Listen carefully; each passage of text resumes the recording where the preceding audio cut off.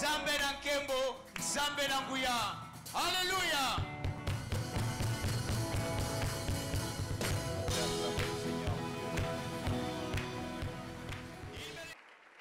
Bien-aimés, j'aimerais que vous fassiez un tour avec moi dans la parole de Dieu. Et nous allons revenir dans la prière et aller aussi jusqu'à la Sainte Seine. Et donc le culte va couler ainsi. Je vous invite rapidement. J'avais 2 textes. Je me dis, si j'ai lu les 2 textes, ça risque encore aussi de me prendre du temps. Je vais voir s'il faudra que nous puissions toucher juste en passant le 2e texte. Le premier texte que nous allons lire, c'est Actes des Apôtres, chapitre 9. Actes des Apôtres, chapitre 9, versets 36 à 43. 36 à 43, c'est une histoire que vous connaissez passablement bien. Actes des Apôtres, chapitre 9. Alléluia. Oh, alléluia. Je vais lire au nom du Seigneur. Il y avait à Joppé, parmi les disciples, une femme nommée Tabitha, ce qui signifie Dorcas. Elle faisait beaucoup de bonnes œuvres et d'aumônes. Elle tomba malade en ce temps-là et mourut. Après l'avoir lavée, on la déposa dans une chambre haute.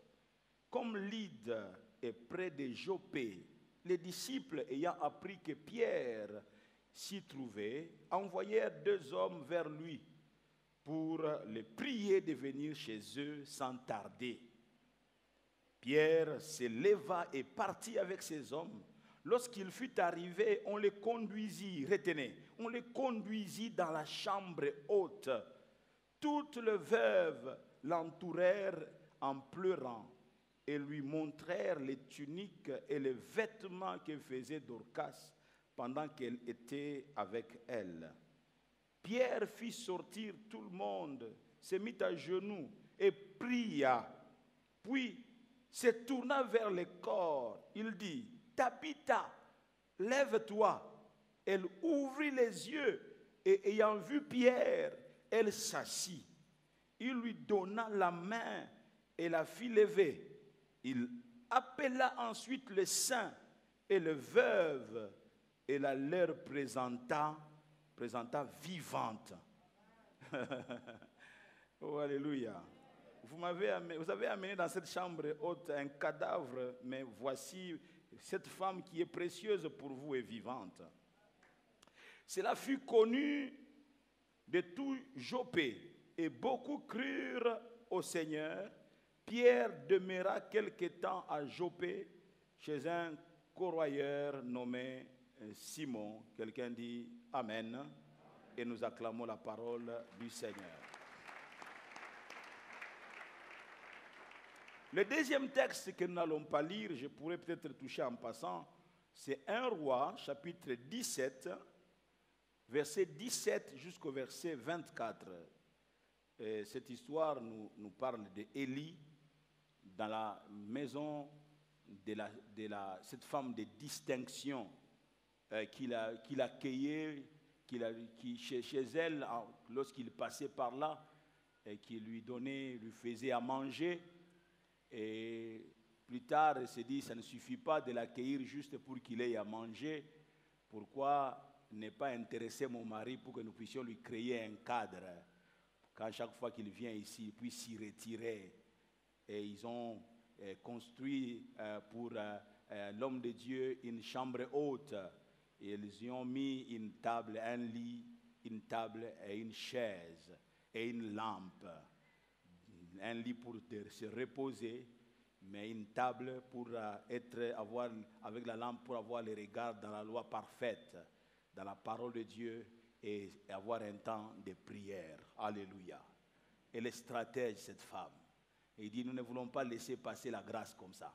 Nous ne voulons pas laisser passer la bénédiction comme ça. Cet homme doit avoir du temps de ployer ses genoux chez nous et faire inviter la faveur de Dieu du ciel. Est-ce qu'on peut acclamer le Seigneur pour cette stratège femme? Alléluia. Que Dieu soit béni. Le texte que nous venons de lire de Acte 9 nous parle de ce qui est arrivé à Joppé. À Joppé, l'on nous dit qu'il y avait une femme nommée Tabitha. qui signifie Dorcas. La Bible dit qu'il faisait beaucoup de bonnes œuvres et d'aumônes. C'est ce qui caractérise la vie de cette femme. Elle faisait beaucoup de bonnes œuvres et d'aumônes. Apprends à faire de bonnes œuvres. Apprends à aider les gens quand tu en as la possibilité. Parce que tes œuvres que tu poses plaideront en ta faveur. Ce qui a plaidé en faveur de Dorcas, ce sont ses œuvres. Elle s'est retrouvée morte.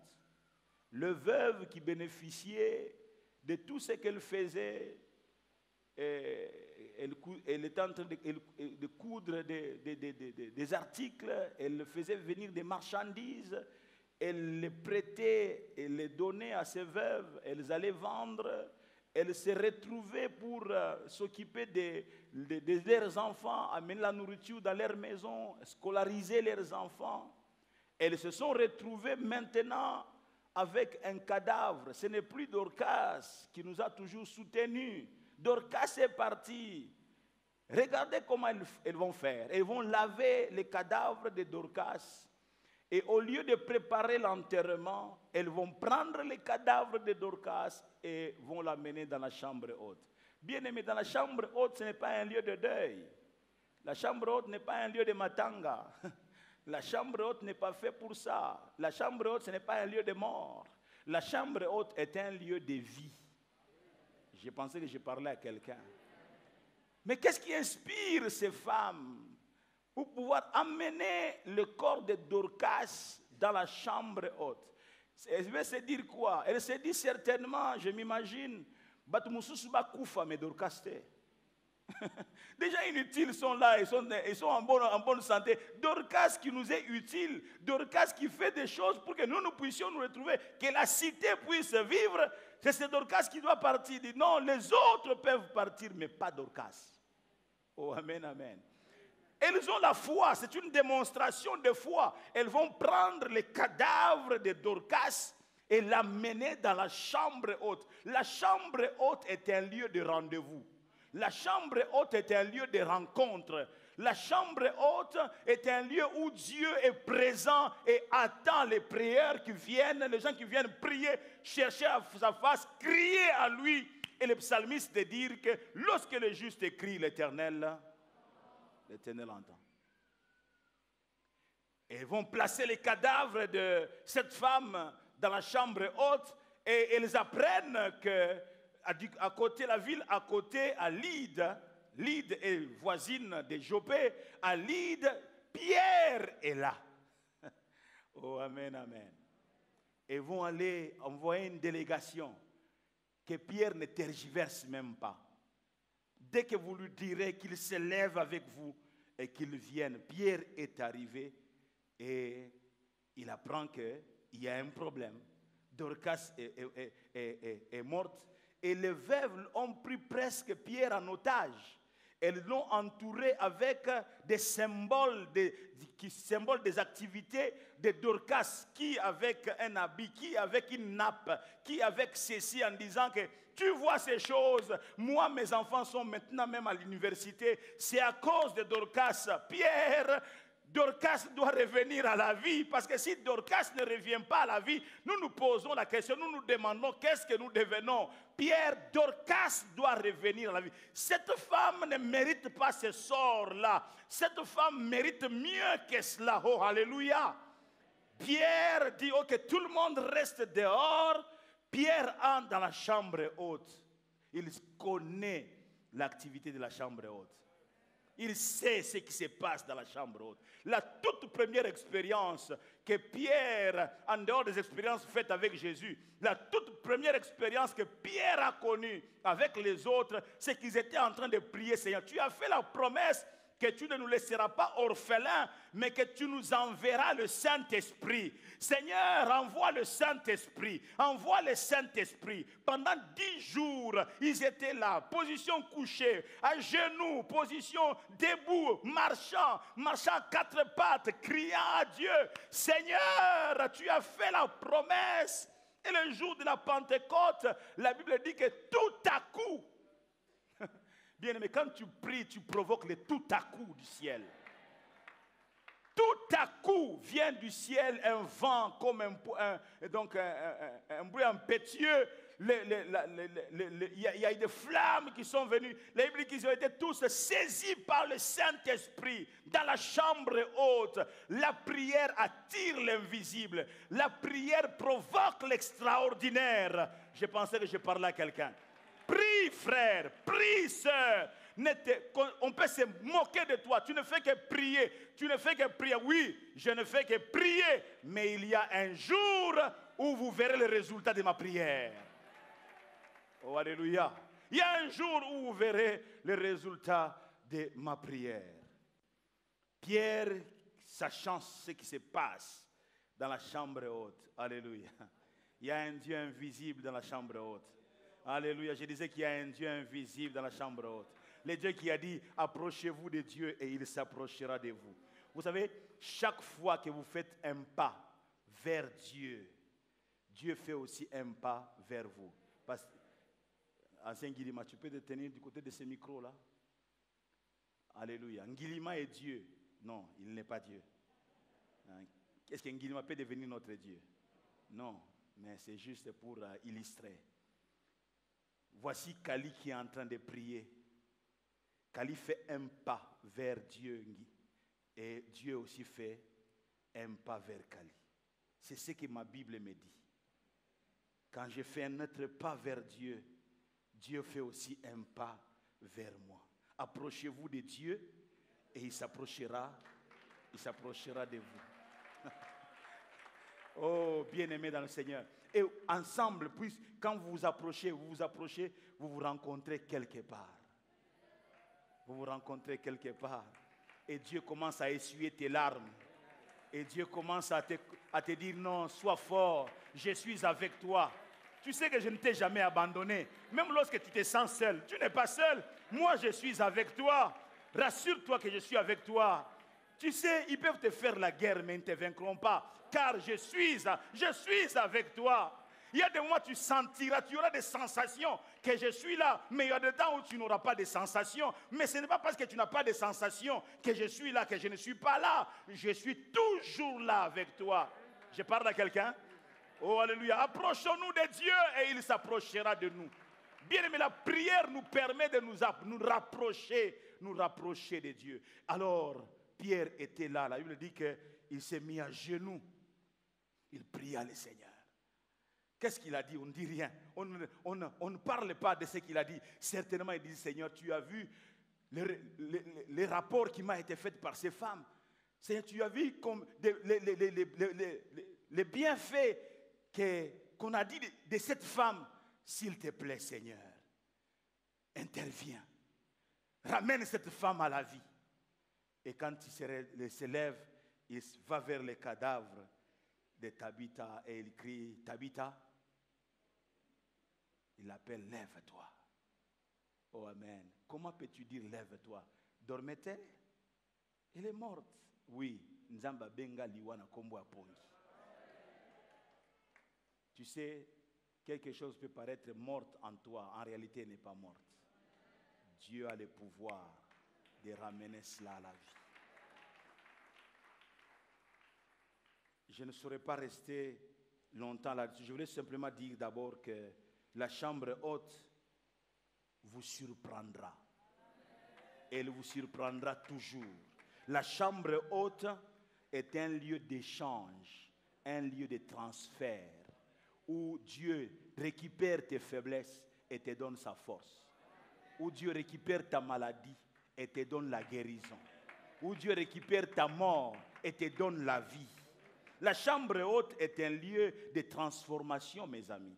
C'est là que le faible devient fort. C'est là que les malades obtiennent la guérison et que les morts reprennent vie. La chambre haute, bien-aimé, n'est pas un lieu de deuil. Ce n'est pas un lieu de pleurs, de pleurs de désespoir, non.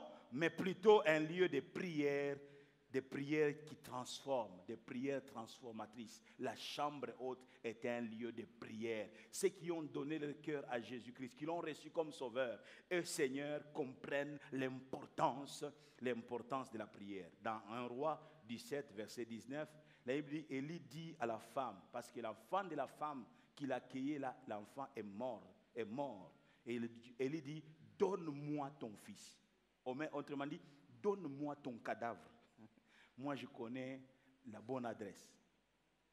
Donne-moi seulement ton cadavre, ne doute pas. Donne-moi seulement ton cadavre, donne-moi seulement ton mort. Et il monta dans la chambre haute où il demeurait, me dit le verset 19 de 1 Roi 17. Il a pris le cadavre d'entre les mains de cette femme. Alléluia. Donne à Dieu ton problème. Oh, alléluia. Donne à Dieu ton problème. Et le verset 22 de dire que l'Éternel écouta la voix d'Élie et l'âme de l'enfant revint au-dedans de lui et il fut rendu à la vie. L'enfant fut rendu à la vie. Et au verset 23, Élie prit l'enfant qui est revenu à la vie, le descendit de la chambre haute dans la maison et le donna à sa mère. Et Élie dit, une femme peut venir, une femme venir. Oh, je cherche une femme, vous dormez, qu'une femme vienne. Élie est descendu avec l'enfant qui est revenu à la vie de la chambre haute dans la maison maintenant. Et le donna à sa mère, donna l'enfant à sa mère et lui dit, voici ton fils est vivant. Tu m'avais donné un cadavre, n'est-ce pas? Mais moi je t'amène un fils vivant. Je t'amène un fils vivant. Tu sais pourquoi il est vivant? Je connais l'adresse, je connais l'activité qu'il faut faire. Quand on prie, Dieu écoute la prière. J'ai amené ton cadavre auprès de Dieu et il a donné la vie et je te ramène ton fils est vivant. Oh, alléluia. Bien-aimé. Oh, bien-aimé. Le Congo, s'il est mort, prenons-le entre nos mains. Allons dans la chambre haute avec le Congo mort. Et nous reviendrons dire aux Congolais, voici le Congo, voici ton fils est vivant. Bien-aimé, si tu as une situation qui te trouble, crois à la prière. Je pensais que je parlais à quelqu'un. Crois à la prière. Wouh! Crois à la prière. Crois à la prière. Crois à la prière. C'est pourquoi j'ai reçu cette inspiration depuis des années. La prière change le cours de l'histoire. Bien-aimé, ici il y a Dieu. J'ai parlé de l'Uima d'où nous sommes venus. Quand tu vois la parole éternelle, l'Uima, et c'est que tu es aujourd'hui, comment est-ce que c'est possible? Il n'y a pas photo. Oui, il n'y a pas photo, mais la prière peut faire traverser, de prendre de là et t'amener ici et te mettre à construire un temple de millions de dollars. Sans savoir comment on va l'achever, mais en train de construire. Pourquoi? La prière change le cours de l'histoire. Je disais à quelqu'un, la prière change le cours de l'histoire. David a dit, oh Seigneur, conduis-moi sur le rocher que je ne peux atteindre. Conduis-moi sur ces rochers que je ne peux atteindre. La prière, bien-aimé, la prière c'est l'arme des faibles. Si tu es fort, tu ne prieras pas. Mais les faibles prieront. Et j'aimerais te dire, il n'y a pas un homme fort. Tous nous sommes faibles et nous avons besoin de recourir à la prière. Quelqu'un est en train d'acclamer le Seigneur et que Dieu bénisse sa parole. Nous voulons déclarer Nzambe Nankembo, Nzambe Nanguya. Alléluia.